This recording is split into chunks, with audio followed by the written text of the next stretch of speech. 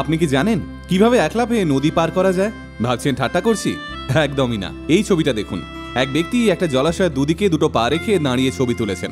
আপনি ভাবছেন হয়তো এটা একটা নালার ছবি যা এক লাফে পার করা যায়, কিন্তু আসলে এটা একটা নদী, নাম হুয়ালাই। চমকে উঠলেন নিশ্চয়ই?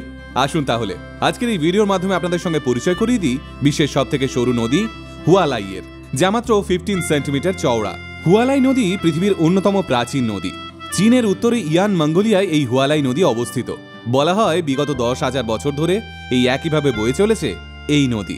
এই নদীর জল আজ অবধি একদিনের জন্যও শুকায়নি। বিস্তীর্ণ খোলা মাঠ, খোলা জঙ্গলের মধ্যে দিয়ে অতিবাহিত হয়েছে এই নদী। মাটির নিচে অবস্থিত একটা ঝর্ণা থেকে চীনের এই হুয়ালাই নদীর উৎপত্তি। এই নদীটির দৈর্ঘ্য প্রায় 17 কিলোমিটার। উৎসস্থল থেকে উৎপত্তি হয়ে এই নদী দালাই নূর লেকে গিয়ে মিশেছে, যা হেক্সিংটন গ্রাসল্যান্ড নেচার রিজার্ভের অন্তর্গত।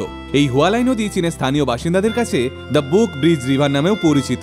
এই হুয়ালাই নদী এতটাই সরু যে খুব সহজেই এক লাফে এটি পারাপার করা যায়। এই নদীর সব থেকে সরু জায়গাটির প্রস্থ কত জানেন? মাত্র 4 সেন্টিমিটার, অর্থাৎ আপনার পায়ের পাতার সমান।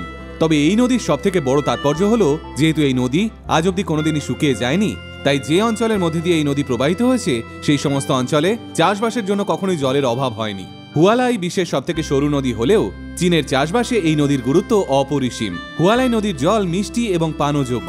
নদীর স্বচ্ছ জল শুধু চাষের কাজেই ব্যবহার করা হয় না, বহু মানুষ এই নদীর জল পানও করেন। স্থানীয় মানুষের ধারণা এই নদীর জল খেলে শরীরে কোনো রোগ বাসা বাঁধে না এবং শরীর সতেজ থাকে। তবে শুনলে অবাক হবেন, এই নদীটি সম্পর্কে বিস্তারিত কোনো তথ্য নেই। এমনকি পৃথিবীর বহু মানুষ এই নদীর নামই শোনেনি।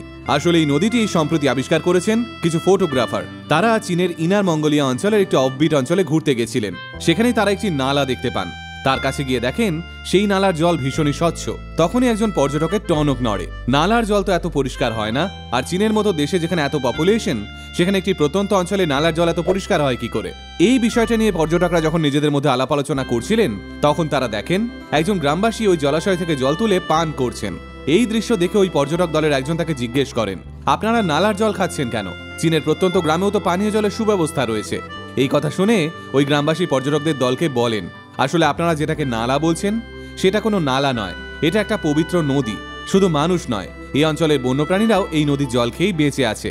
শুধু পানীয় হিসেবে এই নদীর জল ব্যবহার করা হয় না, চাষবাসের কাজেও এই নদীর জল ব্যবহার করা হয়। বিভিন্ন পুজোতে এই নদীর জলই ব্যবহার করেন গ্রামবাসীরা। ওই ব্যক্তির কথা শুনে পর্যটকের দলটি অবাক হয়ে যান। ওই পর্যটকের কাছ থেকে এই নদীর ব্যাপারে জানতে পেরে আরও ভ্রমণ পিপাসু মানুষজন এই নদীটি দেখতে যান। ধীরে ধীরে সমাজ মাধ্যমে ভাইরাল হতে থাকে সেই সমস্ত ছবি। কিছুদিনের মধ্যেই চীন সরকারের একটি প্রতিনিধি দল ওই নদীটি দেখতে যান। যে কোনো জলাশয়কে তো নদী বলা যায় না, প্রত্যেকটি নদীর কিছু বিশেষত্ব রয়েছে। প্রত্যেকটি জলাশয়ের একটি উৎস এবং সঙ্গমস্থল থাকলে তবেই সেই জলাশয়কে নদী বলা যায়। আর অবশ্যই এই জলাশয়কে বহমান হতে হবে। সমস্ত দিক খতিয়ে চীন সরকারের প্রতিনিধিরা জানান, একটি নদীর যা যা গুণাবলী এবং বিশেষত্ব থাকা উচিত, হুয়ালাই নদীর মধ্যে সেই সমস্ত কটাই রয়েছে। তাই হুয়ালাইকে নদীর তকমা দিতে কোনো অসুবিধে নেই। তাহলে এবার বিশ্বাস হলো তো যে এক লাফেও নদী পার করা যায়?